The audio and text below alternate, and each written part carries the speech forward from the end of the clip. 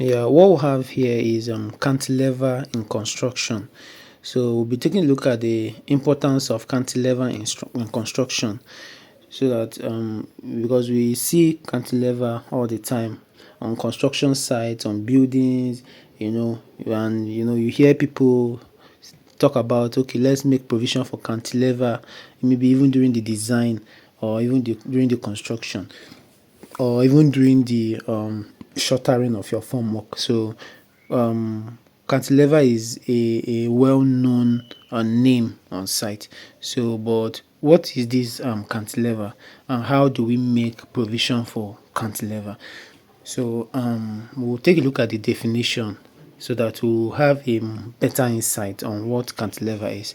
A cantilever is a structural element fixed at one end and free at the other end. So it's simple and basic.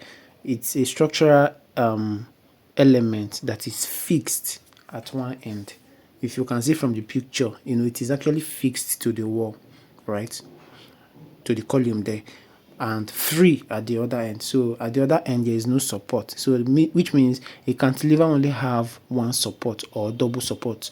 You understand? But it's free at the other end. So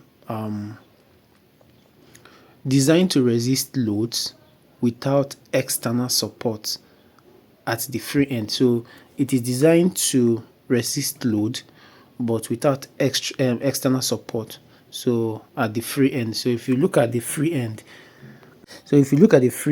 there is no external support at the free end. So it is important for extending usable space, reducing the need for column, and achieving architectural and functional efficiency in building and bridges. So these are just some of the uses of this cantilever. So the most important thing for us to know is that cantilever is a structural element that is fixed at one end and free at the other end. So we'll be taking a look at the reasons why we use cantilever in buildings. You understand? We'll take a look at these uses because they are very important uses. From extend usable space to reduce six columns, to structural efficiency, to architectural flexibility, to cost effectiveness. So we'll be taking all these points one after the other to even check the areas of use or the reasons why cantilever is used in construction. So the first one is extend usable space. So it says allows projection of slabs, beams, and bedrooms and platforms without additional support. So it actually helps to create more space. You understand? Be it for your beams, your slabs, your balconies, and platforms without additional support. So you can make provision for additional space, without having to create columns. Because imagine putting columns on these other sides of the cantilever. It tends to actually disfigures the building, but as it stands as a cantilever, it actually helps to give that space. Then the second point you're looking at too is reduces columns. So it actually helps in open layouts by minimizing the need for columns in projection areas.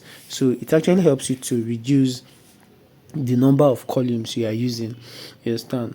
Two columns can actually support at each end, whereby the other ends are free. You understand? Thereby it helps you to reduce two columns from the said cantilever. Right, so it helps to actually reduce the number of columns that you make provision for. Then structural efficiency.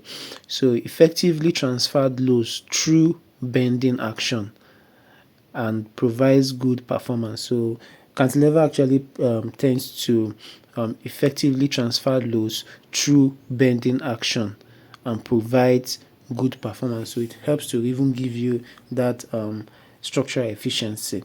Then architectural flexibility enables aesthetic design, right, oversight, and modern architectural expression. So it actually even helps the architect to get better expression, helps the engineer to get better design, right? So it helps the engineer to get a better design, because instead of just planting columns, placing columns everywhere, you can make use of your cantilever to reduce the number of columns that you'll be having, so thereby helping your to beautify your building, improving the aesthetic design of the building. So the next thing we are looking at is cost effective.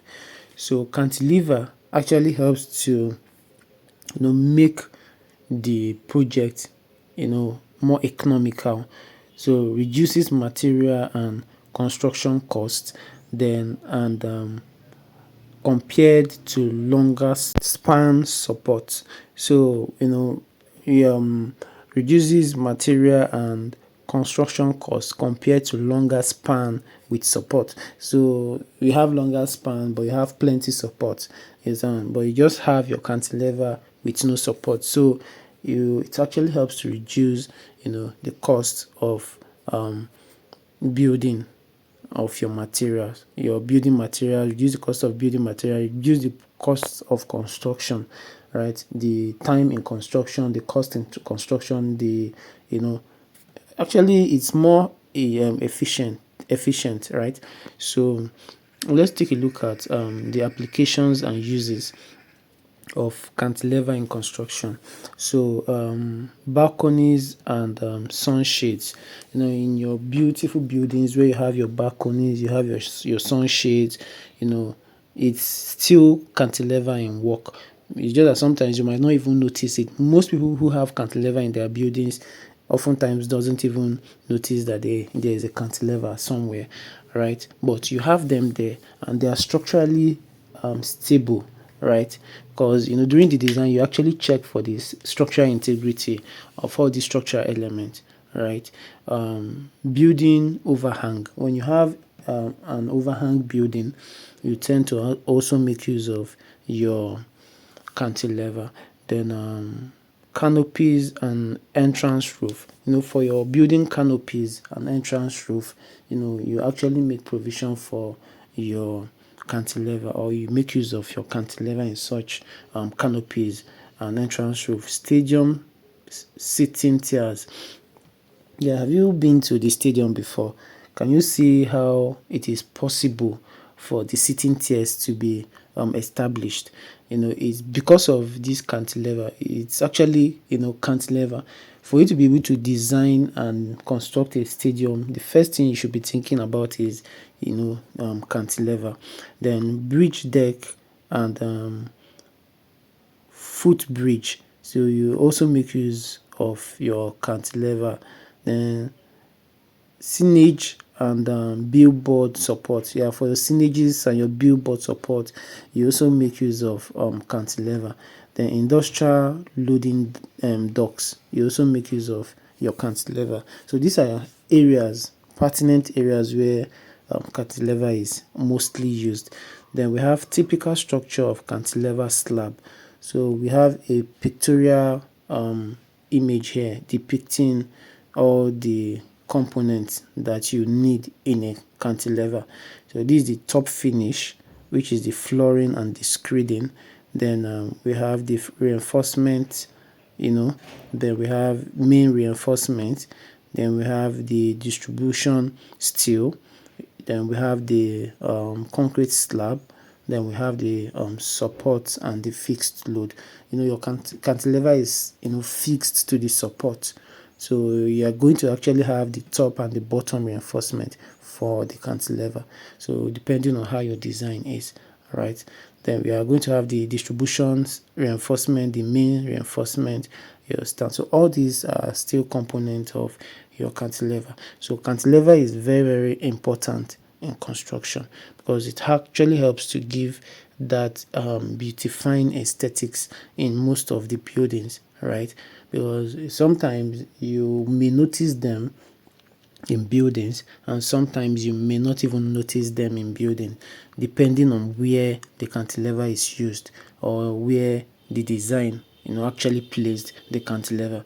But cantilevers are stable, they are stable especially if you design them well, right? Where you make provision for your distribution, reinforcement, your main reinforcement. That is where you have your top and bottom. You understand? Then your concrete cover to cover your steel from rust and all those things.